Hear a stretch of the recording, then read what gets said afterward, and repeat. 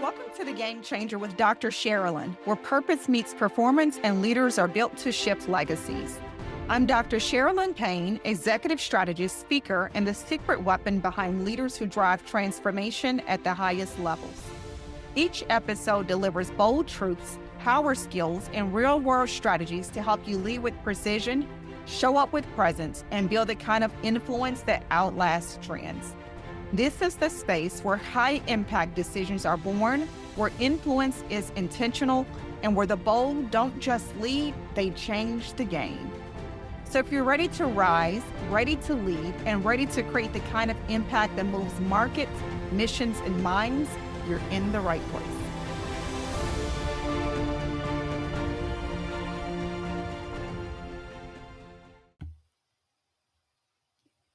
You don't lead like everyone else, so your resources shouldn't look like everyone else's.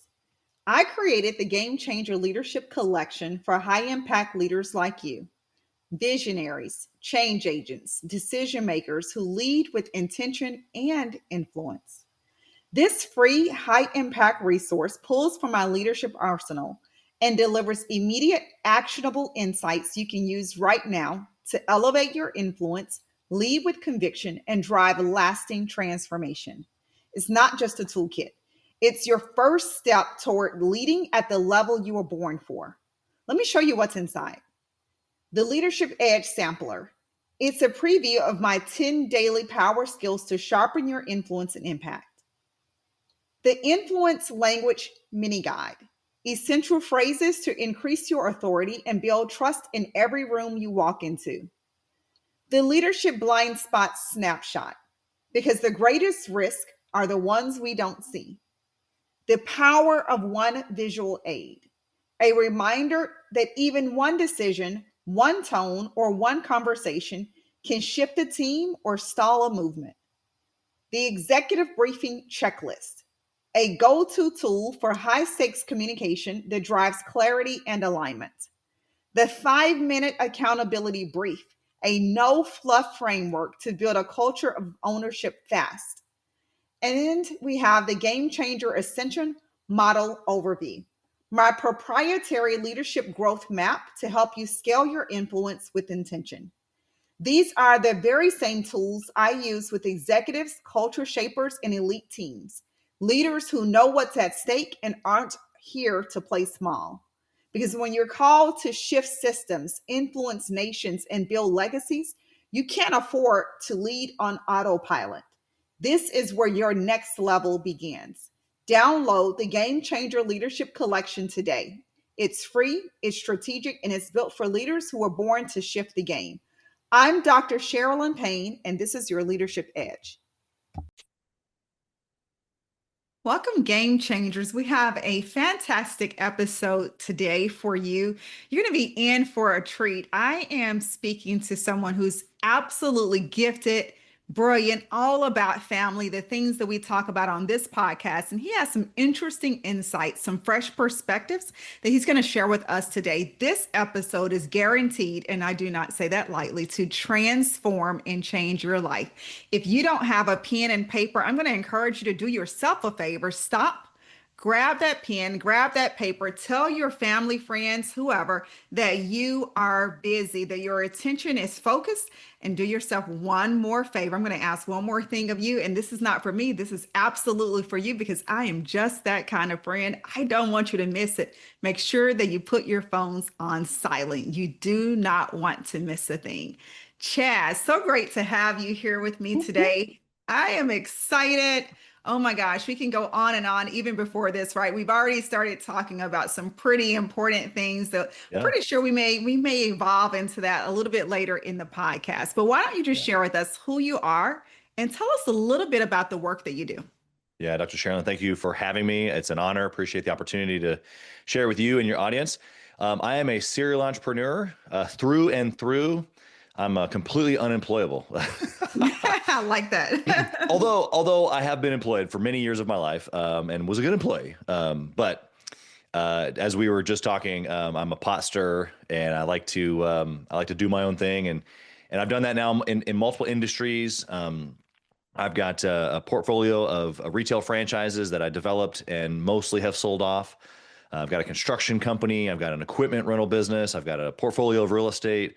My coaching business, Gathering the Kings, is a mastermind community and coaching community around how to scale our businesses profitably, how to work less, how to win at home with our families.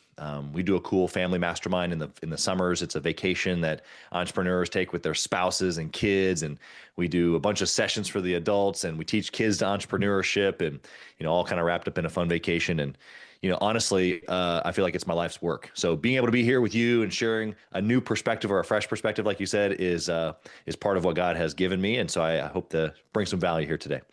Absolutely. I'm pretty sure that you will. Actually, I know that you will.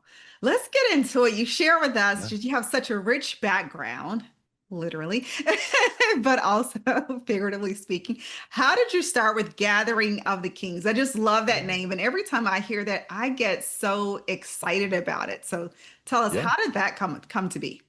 Yeah, like tactically, how did it become? I started doing some coaching in the sales kind of realm. I've been a top sales producer, top sales leader. I've built sales teams, sales process to the nth degree. I can talk until my face is blue and love that stuff. And so I started, doing some coaching and that kind of way of helping entrepreneurs as well as individual sales reps. And the more I worked with entrepreneurs, I recognized that they needed other help other than just sales, operations and systems and SOPs and hiring people and finance and, all the things. And so I just started helping them in other areas, kind of just, coaching and kind of figuring out how I could help them. And then I started having conversations that were similar.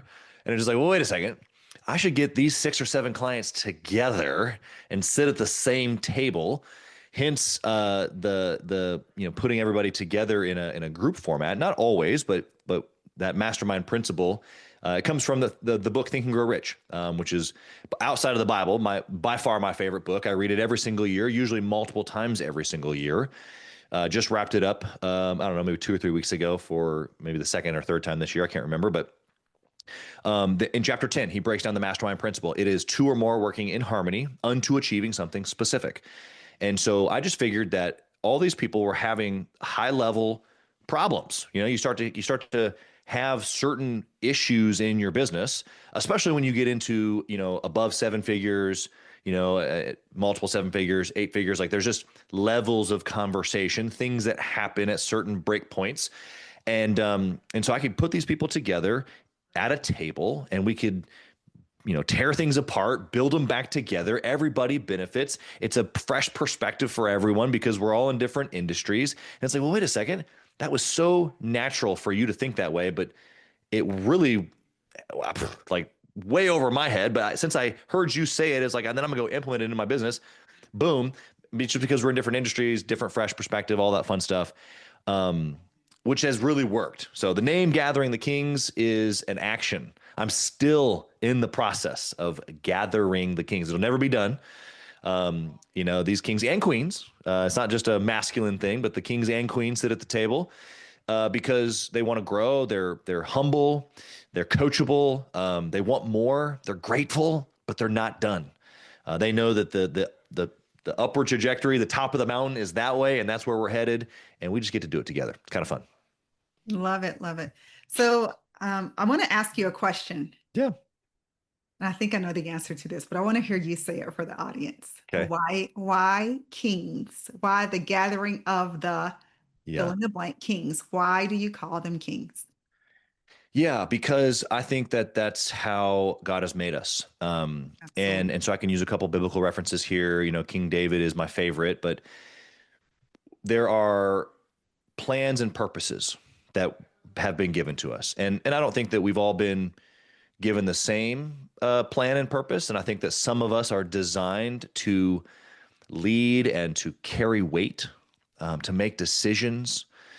So when you look at the life of David in the Bible, and it's like, there's this, young musician turned warrior turned like key decision maker over Right. all of the nation. And even Proverbs talks about how kings shouldn't have a strong drink, because if they make bad decisions because of that strong drink, then their people suffer for it. And it's like, man, this weight, this responsibility of the crown is real. And I think Right. business owners, entrepreneurs are just today's version of a king. And so maybe my kingdom isn't at war with yours per se, but Right. I think that the responsibility, the power, the girding of the power or the sword, if you will, is just incredibly important. And I think that every entrepreneur knows exactly what I'm talking about, because we've all experienced the late nights by ourselves, sitting there Right. with no one else to confide in. The fact that whether we might make payroll tomorrow or not, we don't know. We're hopeful that the check clears, type of a thing, and all the other situations. And it's like the ripple effect of those decisions isn't just me and my wife and my kids. It's my team members, their spouses and their children, our clients, their spouses and their children. So one entrepreneur, one king, if you will, or queen, just in their small little business has a ripple effect of probably like 400 to 500 people. And this is a, tiny little business. And it's just the gravity of that is like, ooh. And so we have a little bit of a phrase, that only the crown knows, or only the king knows how heavy the crown is, Right. because people that aren't like us don't get it. They don't get the Right. struggle. They don't get the frustration, but yet we're excited about doing it again tomorrow. Like we just totally had a failure and we just fell flat on our face, lost hundreds of thousands of dollars or whatever the scenario is, but yet Right. we're persistent and we'll try it again tomorrow. And then just like, I don't get it. Why won't you quit? Why won't you give up? And that's just not how God's made us. And even for the wins, like when we succeed, when we take over the enemy per se, who are you going to celebrate with? Somebody that doesn't get it? Somebody that Right. thinks you make too much money? It's just like, Right. but yesterday I was suffering. Right. Today's a win. I should celebrate. And I just feel like gathering those people together so that they can support each other in not just the business. Of course, we want to win in our business. We want to have a machine that produces profit for not only us, for our team members, but our communities. But we don't want to sacrifice our families at the altar of that either, And so how do we do that? How do we win in business in our kingdoms, but like recognize that the kingdom's more than just the business? Right, right. I love that. It reminds me of years ago, I was working in corporate America, but also building a business at that same time. And I was fortunate enough to go to a church that had an entrepreneurial group. And so they created this group for women who were women entrepreneurs or women who were in high positions in corporate America. Yeah, love And that. they were having to make those tough decisions. And it was just the best experience of my entire life of being around people who got it instead of people who, like you said, you're trying to explain this decision to, or they don't understand Right, this sacrifice or what's right. required to sit, as I like to say, the heat of the seat. And so Yep, everyone likes, to have come out with the spoils, but no one wants to make those tough, hard decisions. that's So right. being around that community of people who really understand you and your family and what you get to experience is absolutely transformational. It was a life-changing time in my life, and it was so disappointing when that group disbanded. For whatever reason, we have no idea why. It just all of a sudden went away. But the person who It was was work for getting somebody. right, exactly. Yep, yep. And so, but we do have reunions from time to time, so it's That's really cool. interesting. So we come back together for the Yeah, reunion. But it's just a totally different aspect of being around people who are just walking in a totally different, way and yeah, who kind of get and understand what you and your family may be up against. So thank you for yeah. sharing that. Yeah, I mean, it normalizes it, right? Like we recognize or we think individually, because we're so isolated, typically as a people group, if we put Mhm. entrepreneurs as a people group, we're so isolated. We're over here on an island by ourselves, and we think, oh man, I'm dealing with this thing that nobody understands. And truthfully, nobody in our circle does, like just to the points you were just talking about. But when you step into an environment like you just described, or like Gathering the Kings, and you hear someone else talking about the same problem, you're like, oh, I actually deal with that same thing. And then she talks, and then he talks, and you're like, we're all dealing with the same stuff. And it's not like, even if no solutions were shared, obviously solutions are shared, and that's how we grow. Right. But even if there was no solution shared, the recognition of this is normal. I'm actually, that's not out of the ordinary. It's not something that I can't get through. It's not a roadblock that's going to keep me from success. This is just part of what it means to be an entrepreneur. And so the normalization of that lowers almost the resistance of the situation that you're in, because it's not so insurmountable that you can't get through, especially when you hear other people and they're like, "Oh yeah, I remember being right there." And you're like, Right. "Really? Right? Like right here?" All I got to do is just take like 30 more steps, even though I'm like completely exhausted and 3 more steps sounds like I'm going to die, but 30 gets me through. I Guess can do what? the I'll 30. make it to 30. Right. I can do the 30. Absolutely. Absolutely. So, one of the things you talk about is being all in, not just in business, but in faith and family and fitness, Yeah. every aspect of your life. So, what moment first taught you that success in one area can't compensate for failure in another? Yeah, I mean, I was all in on my business. I've been obsessed since the beginning. I'm a pretty obsessed individual. I think that's part of being a king or queen. I think that's how God made us. We're all in. And so I remember, starting my first business. I'm 24, turning 25. And so within 4 years, I went from one location of that franchise to 7 locations in 3 states. I had 70 employees. On the big holidays like Valentine's Day, Mother's Day, I would go to like 400 or 500 employees. And I was just absolutely obsessed with winning, absolutely obsessed with the business, day and night and day. And over the course of many years, who paid that price, if you will, was my wife and my Right. kids.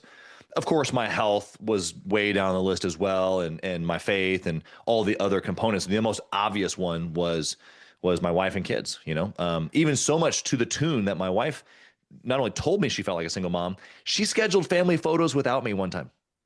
Like, Oh my just God. hang on to that for a second. I have a picture of my beautiful bride and 3 of my 4 children, because this was years ago and we have 4 kids now, um, without me. Are you serious And right now? You I'm a cannot hundred possibly percent be serious. serious, no joke, because I was Wow. busy, and it wasn't a trivial, like, I mean, it was a sticky part in our sit. I was in a situation, and she understood, but she also was like, I'm not gonna not have I'm gonna have family photos, and if you're not gonna be there, then that's fine, whatever. We weren't like on the brink of divorce, although it sounds like maybe we would have been, but um, I just recognized during that frame of like, this is not who I'm made to be. I'm not made to be just obsessed over here. In fact, most of the world tells people like me, just calm down a little bit, lower your obsession over here. That way it'll give you time or whatever for your family or your health or whatever over here. And it's like, actually, no, that isn't the equation for crazy people like me, like entrepreneurs and kings and queens like us. Here's the equation. I'm all in because that's who I am. That's who God made me to be. I don't know of another way. What I needed Mhm. was permission to keep my obsession over here and to raise my obsession with my wife, to raise my obsession with my children, to raise my obsession with my health. And so that's the solution. It's going, okay, well, what does obsession look like? Well, underneath the fancy words of going all in, what does that even mean? It means I'm super intentional.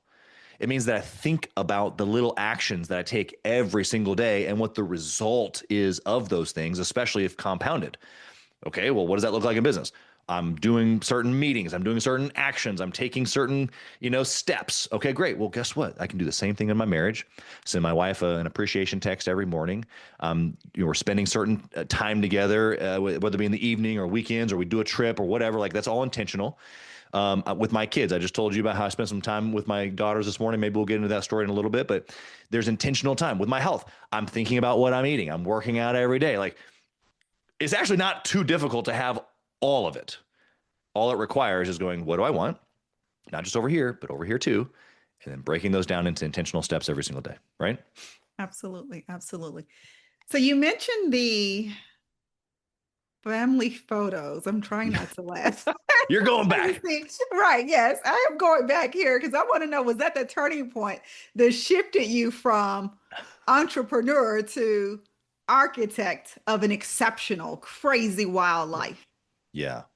Yeah. Or was it something different? In the moment itself, I didn't know how low of a moment that was, to be honest. Mm, It wasn't until a couple of years after that, actually, where she was able to share with me of like, hey, like, you know, I know you were going through the things that you were going through in business and it was hard and challenging, but like life wasn't easy for me either. And you caused it. Ooh. And of course, she's been grateful. My wife is Right. incredible. Like she doesn't ask for anything. And so um she has recognized that it there are seasons in business that you have to build and you have to kind of like maybe go all Absolutely. in. Right. And that doesn't change, but I could have done a better job even in those seasons of being intentional, like I've just mentioned. And so I don't miss those opportunities anymore because we've just made it conscious enough between the two of us. Perfect. Perfect. I love that. So you teach leaders to build systems that win without burning out the Yeah. operator. What's the single most underrated system a high growth entrepreneur needs to Yeah. scale sustainably? Yeah. We use a program or a software called Predictive Index. Oh, I love predictive And index. we suggest those to all of our clients. And so if a listener is curious about that, they can reach out to us. Gatheringthekings.com is our website, but we can chat with you about what that could look like. Inside of the predictive index, I have built every single one of my businesses using that index. And what it basically tells me is that I can have you take the survey. It's 2 questions, takes you about maybe 7 or 8 minutes to complete. And without ever meeting you, I will know exactly who you are. And from an architect perspective, as you've mentioned that word, I'm trying to build the machine. There's Right. certain roles that are necessary for the machine, and there are certain profiles that work best in that specific role. And so rather than trying to hire and build a team willy-nilly and off of like, "Oh, I kind of like them," or that, approach of hiring, this is like surgical moves with here's the exact role that I need. Here's their skill set and profile, and this is like a match made in heaven. They actually are going to win in the scenario, going to love it because they're going to win. And then the people that aren't going to win in that scenario, I put them in their right seat. So it's a win-win-win for everybody. There's no frustration in a scenario like that. But even in my most recent company, I started a construction company 3 years ago. We're in our third calendar year. And it's the first company I've done this with. Maybe I'll do others like this as well. But I've started the business top down, meaning I'm only in that business 90 minutes a week for our L10 leadership meeting. And then I do quarterly planning. But I've never been in any more than that. I'm not in the day to day. I'm not on any of our job sites. I'm not in the, I don't wear any hat in the business because starting top down using the predictive index, I was able to go, okay, here are the roles that we need to start. I knew this person, I knew this person, I knew this person. And of course I know their indexes because that's what I do is I collect people's PI indexes. And I go here, you here, you here, you here, me here, and let's roll. And we've built that company now to multiple 7-figure business in just 3 years, and we're excited to take it to 8 figures. But it all started with my understanding of how to build a team using the predictive index.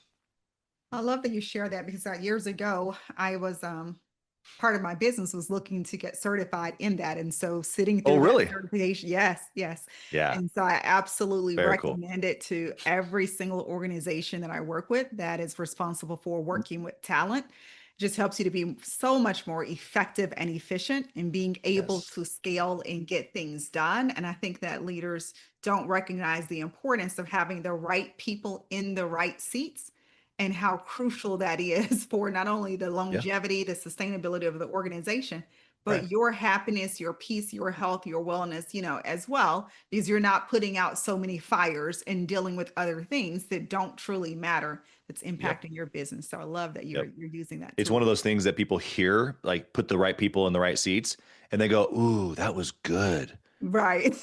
But then they never do anything about it because they don't know what to do. And Exactly. so it's just a very tactical tool to go, okay, here's how we actually implement putting the right people in the right seats. Right. Absolutely. Absolutely. So let's talk about something else. Let's talk about your inner circle. Okay. How do you evaluate who belongs in your inner circle? Yeah. I like This how you is said that. Yeah. yeah. Well, I told you I was a pot stirrer, so I am a person who will literally go to the nth degree with you. Okay. Meaning like if we're going to be in the foxhole together, you're going to be thankful that I'm in the foxhole with you. And my only expectation is that I'm super thankful that you're in the foxhole with me. Right. That Makes sense. seems reasonable, doesn't it? Absolutely. Yes. So for me, the inner circle is about an equal exchange of value. Mm. And sometimes that looks different, as far as like what we're doing or adding value or how we're adding value to each other. It doesn't have to be transactional. That sounds transactional, but it transcends the transaction, because when you add value, or when you take pride in adding value to people, it becomes a game actually around, I'm just going to add so much value to your life that you're going to be like, I don't even know how to repay you. And you go, good. I don't need you to repay me. I've got Right. my own. But actually, if what you'll do is now enter into the game with me of trying to like out value each other, then it just becomes super fun. All the way, it's like little things. Like I have a couple of clients locally here, one of which there is zero chance we're going to eat at a restaurant together without fighting for the bill, but we're over fighting for the bill. It's gone way past that. It's like calling ahead, it's sneaking it at the door, like because if the other one gets a wind of it, we're like gonna wrestle it down, right? Because neither one of us need the other one to buy it, but it's the principle of, no, I'm gonna add value. Right. All the way to when sticky stuff happens. Do you was I what did you know? Did you reach out? Were you supportive? And because of that, to me, like family, friend, stranger, it doesn't matter. I have no prejudice or even like automatic benefit. Like family doesn't just get into the inner circle. Um, I feel like, blood doesn't matter necessarily. That sounds harsh, but to me, it's an equal exchange of value. And I think that relationships matter, and people that are willing to go to the nth degree, I'm willing to go to the nth degree, and we'll do life together hard. I know many of my inner circle's kids' names. Like I reach out to them. Like we do life together, and the ones that don't, and that's okay. Like I have no ill will towards the other ones, but that inner circle is few because of that. Absolutely. I love that you share that, because when you're thinking about playing at a high level, whatever that level is Right. for whoever's listening, right? Your relationships absolutely matter. And I think you have to kind of be able to identify who belongs in the inner circle and why are they there, because relationships can be so draining, but they can also be invigorating. And Oh so yeah. when I look at the people in my own life who I just genuinely enjoy their company, whenever we're able to, be in the same space, Yeah. it's the ones, it's wild. The biggest givers, and you hear this all the time, and people don't believe it, are the most successful people in my life are the Yep. biggest givers. And you don't look at it like, oh, what can I get from this person? It's Exactly. wow, because you are exchanging value, right? Equal value. You're there to help support, and they want to see other people win. That's And right. so the ones that are the most draining are the ones who hold on to everything so tight, and they're looking to see who or what can I exploit. And Yep. when I identify that, which leads me to my next question, then I kind of move those people on around, and on out, right? In a graceful, loving way. Oh, for sure. So, what would you say are the red flags of relationships that look powerful, but they actually drain performance?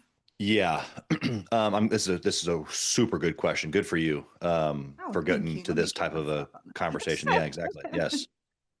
that. Super, super tactical. Okay. Um, I can tell if someone is a giver by their level of curiosity. I can just have met somebody, or we could have been family members our whole life.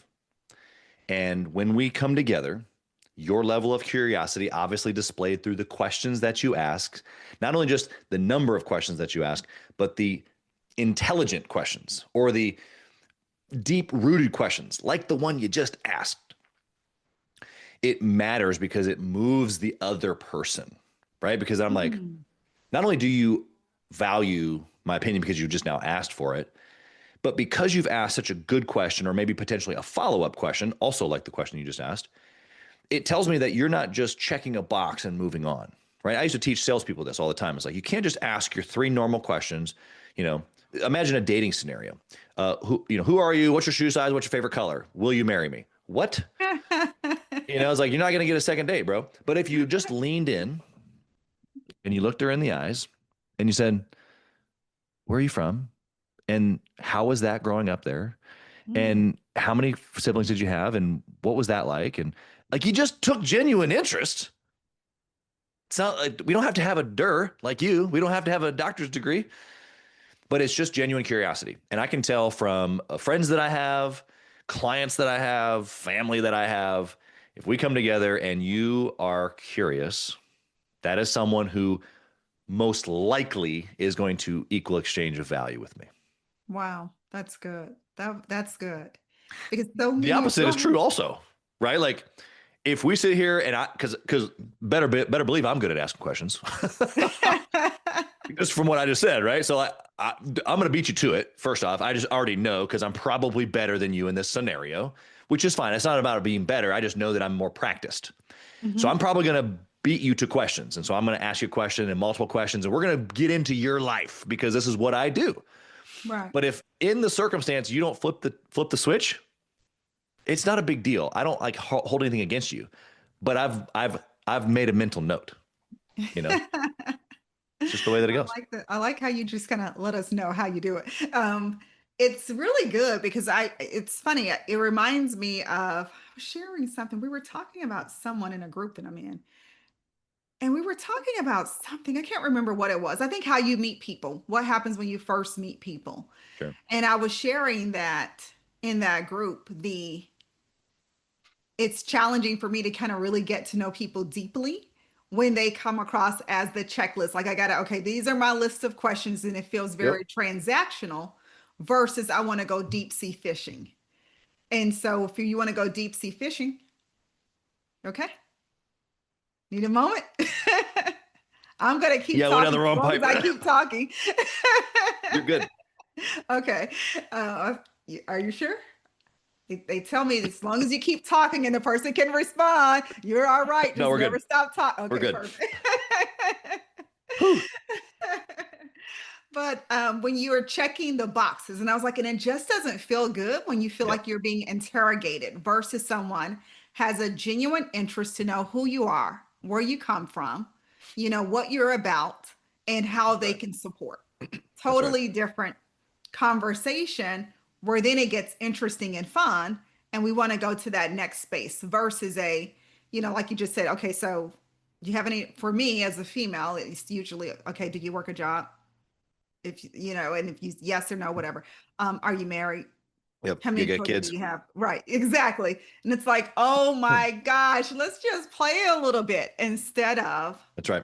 all of the things that have now erected this wall, because now I feel like you're trying to figure me out and where you want to place me or what I can do Sure. for you versus Yep. you just want to know who I am Yeah. and you're interested in meeting, a Yeah. person who could possibly be a friend or whatever the case is, and just see how it evolves. So I love that you shared that. I had a friend of mine who teaches people how to be curious. It's kind of funny. That's his business. Mm. Yeah, it's pretty unique. But he said, when you meet somebody, rather than asking those plain old dumb questions, ask them either what they're like, what has their attention right now, or what are they working on that they're Oh, I excited love that. about. Just something just slightly different that gets their wheels turning, but also it shows that you've maybe just put a little bit of effort into thinking, how can I get to know this person? Absolutely. Absolutely. Well, we have a few minutes, so I want to talk about family and Yeah. legacy and all of the important things. So you were sharing with me about what you did this morning, Yeah. today. Why don't you share with our audience Yeah. what you did? Yeah. So Friday mornings now of the last month or so have been me driving my 9 and 11-year-old daughters around to their 8 vending machines. They have the vending machines at all of the YMCA locations here in Kansas City. But they purchased that business 3.5 weeks ago. And when I say purchased that business, it was not a small purchase. They borrowed from the bank of dad. That loan has an interest rate on it, and they have a monthly payment due. And they've had to learn how to, stock the inventory at the house and keep it organized and prepare the bins before we then load them into the vehicle and take them to the locations. And when we get there, they figured out how to work together to, quickly and efficiently restock the machines and make sure we've counted everything and got the money and made sure everything is looking nice and locked back up and off to the next one that we go. And so, yeah, it's an incredible little journey that we've just started, but we've been doing, I and my business partner have been teaching kids about entrepreneurship for many years now, and we do this on a family vacation that I mentioned at the beginning. We do that in the summers, but we've got an online deal that we do with kids each month, and my kids have been in that environment for multiple years now, and so they've been little hustlers here and there, but this is their first like real opportunity to to borrow a pretty large sum of money and be totally nervous about it and get it done. And then they're learning a ton along the way. So it's fun. It sounds so exciting. Yeah. How did you arrive at that? We need to teach children about entrepreneurship. I know that you guys are Yeah. in business, right? And you have the Yeah. Gathering of the Kings, right? So it's the community. But why even starting at such an early age with Right. your children? Because I think that that's what legacy is. I think that so many people hear the word legacy and they think, well, I'm old and gray, like, David on the throne, right? And like he's literally about to die. And they hurry up quick, bring Solomon in and put the crown on him and coronate him. Like that's not legacy to me. I don't think that's real Right. legacy. I think legacy is passing on the things that matter. Of course, money is a part of that, resource is part of that. But what about the way to think? And I want my kids to be successful. And so one, why would I want them not to be entrepreneurs, right? Like as entrepreneurs, we talked about the college thing before we got started as well. It's like, look, they can be whatever they want to be. However, I know what brings freedom. When you can set your own schedule, when you can do what you want to do, when you can use your skill sets to do what God has said, here, these are the things I gave you. Now, anything they want to do, in my opinion, can be done inside of their own business. They want to be creative and they want to make art. Perfect. You can do that as a business owner. You want to help other people. Great. You can be a coach, or you want to make food. Great. You can own a restaurant. Like anything that you want to do can be Right. done inside of your own business. And so the difference between, entrepreneurs, if you will, or people that own businesses and everyone else is simply the way that we think. And so Right. I'm just trying to put my kids in environments as early as possible on how to think, how to build resilience, how to make decisions, understanding that this decision affects the next decision and the next, and we compound those things over time. And so buying a business or starting a business as a kid is a game changer. I talk about your show name here, but it's like putting them in an environment that forces them to think different. I can only imagine what my kids are going to be like when they're grown adults, because guess what? Then we're doing it kind of together. And there's going to be that time where, like, let's say I'm the leader and they're in it, right? Like it's their business technically, but like I'm the adult, clearly. Okay, got Right. it. So like we're doing it together, but then there's going to be a Right. time when like we're like really doing it together, like we're equals. And then there's going to be a time where they're leading the pack and I'm just still kind of involved. And then there's going to be a time where I'm involved, they're leading the pack, but on the other side is their kids, my grandkids. Right. We're all going to be together. How cool is that? And then there's going to be a time where I step off the machine, whatever thing we're riding, Right. and then them and their kids are going to be together. And then guess what? Then my kids are going to step back and their kids are going to be leading. My grandkids are going to be leading the whole thing. And then their kids are going to come in. Like this is legacy. This is how things get passed on.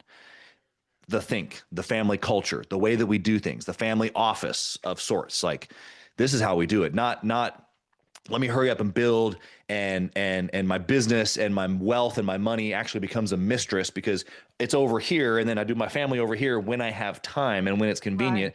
But like I'm building it for my family. I promise. I don't ever get to see them.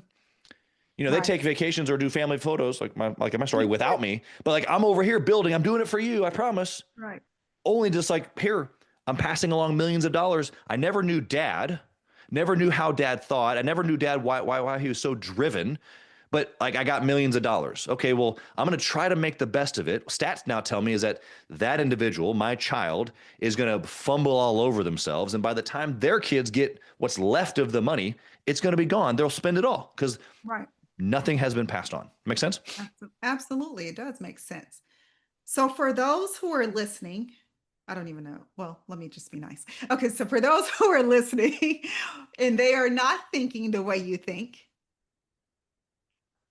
and they're successful in some way, they've done Yeah, something, they've had a certain level of success if they're listening to this podcast, right? sure. So, but they're not where you are. How did you get there? And how can they get there? Yeah, I think that one, I made a kind of a slide comment there. This, slid the business is like a mistress comment in there, That's which I true. think is rather powerful if we It really is true. dissect that. Right. Absolutely. I don't think the business should be like a mistress that stay over here in the shadows and Right. only dad messes with her and we don't really know what he does with her over there. I think the business should sit at the table with the family and the business should support the family and the kids should know the business name and we should all be together. And I think there should be integration in that. And inside of those moments of one, just bringing it to the table and involving them, one, it's going to cost more time, money, and effort, right? Like today, like just for example, driving around to those locations, I could have done that in so much less time if I was by myself. I mean, my 911 are sharp, okay? They are Right. sharp kids. And yes, they were doing the thing, but I, by myself, lifting all Right. of those products, I could have been way faster. Of Okay. course. Right. But that's not the point. Right. I've just recognized, and hopefully your listener is now recognizing, going, okay, whether I've got my own business for the kids or not, there's elements of your business or the things that you do inside of your job that you can integrate, right? Have them come with you, come to a meeting, or do a task with you. On your way there, you're talking about what the meeting's going to be like. You're explaining what the mindset's going to be. You're explaining who you're going to be leading, why you're leading them, whatever, right? Because it's those moments, whether they're getting it fully or not, they're smarter than you think they are. And they're going to grab some of it. And then the next time you do it, they're going to grab some more. And then the next time you do it, they're going to grab some more. All up until they're whatever age, 12, 13, 18, 22, 75, I don't care. And they're going to go, I remember when dad said that. Or subconsciously at this point, this is just what I do, right? Because Right. I've just done it my whole life. They're going to be, someone's going Exactly. to ask me, when did you start your entrepreneur journey? They go, I I when I don't was know. born, I don't know. Right. Like, I don't know. there's no starting point. This is just who we are, you know? Right. Absolutely. Absolutely. So finish this sentence. Game changers are the ones who. Mm, I like that. I love that. Game changers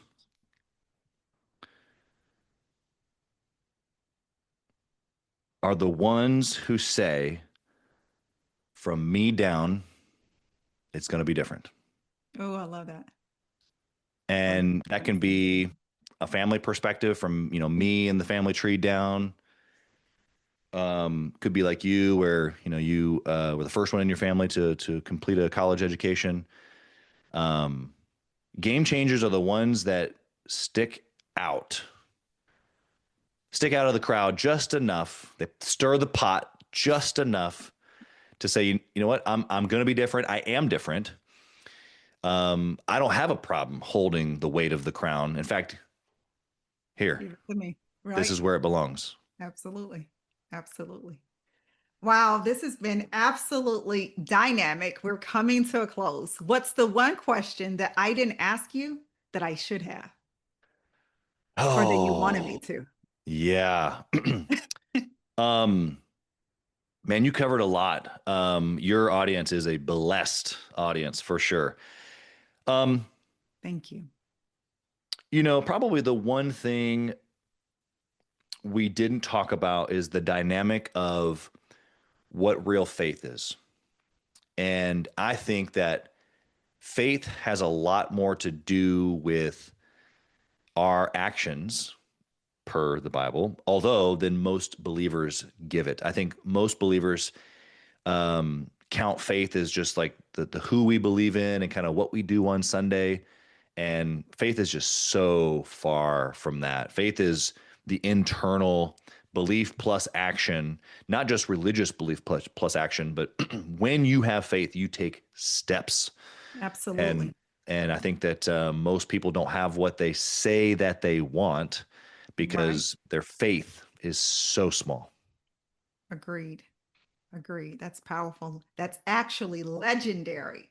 So beyond, we're beyond I think there game was somebody changers. that said something about a mustard seed. I can't remember his name, you know? Yeah, he did. He did. He said a little something about that mustard seed. Exactly. It's so funny because I used to have some oil and I would always keep a mustard seed in the oil. And I was thinking about that one day this week. I was like, I need to go find me some more mustard There you seed. go. Here's your sign. Exactly. And giving them out to people because that faith, and I say the same thing, like, what are you doing? You say Yeah. you believe. And so are we just sitting around waiting for the, God truck to just dump all these blessings in? Or are Yep. you out there getting it and getting at it to That's right. ensure that what you say you can have and who you believe in, that it's absolutely manifest so that you can have a testimony and a conversation about the how. That's right. And so, That's of right. course, I don't get invited back to many meetings. I don't either, actually. You know what? I'm okay with it. Yeah. I haven't gotten invited back to family things, like Right. I don't know why, Wonder why. I wonder why. Exactly, exactly. It was so great speaking with you today. Tell us, how do we find you? I know Yeah, they want more. I want gatheringthekings.com is the more. website. Of course, you can find me, Chaz Wolfe. I'm on LinkedIn or Facebook. I'm active on those. I'm on the other platforms as well, but you'll get me personally on those too. um, I'm pretty active and love to connect with entrepreneurs and entrepreneur families specifically. If the family mastermind is interesting to you, if you think that a vacation that also is a growth opportunity for you and for your entire family would be of interest, you can go to gtkfamilymastermind.com and you can book a time to learn about the vacation details from our team. That's gtkfamilymastermind.com. But that's something super unique that we do that nobody else does, and we're super proud of. We'll be. I think we're in June of 2026 is the next one, and we've already got tons of people prepped and sold and ready for that trip. So maybe you'll join us. Sounds absolutely fascinating. Well, thank you so much, Chaz. I've enjoyed every single minute. I'm going to let you get back to your day. Continue to be a game changer. I told you guys that you're going to be in for a great episode. You owe me. Speak to you later.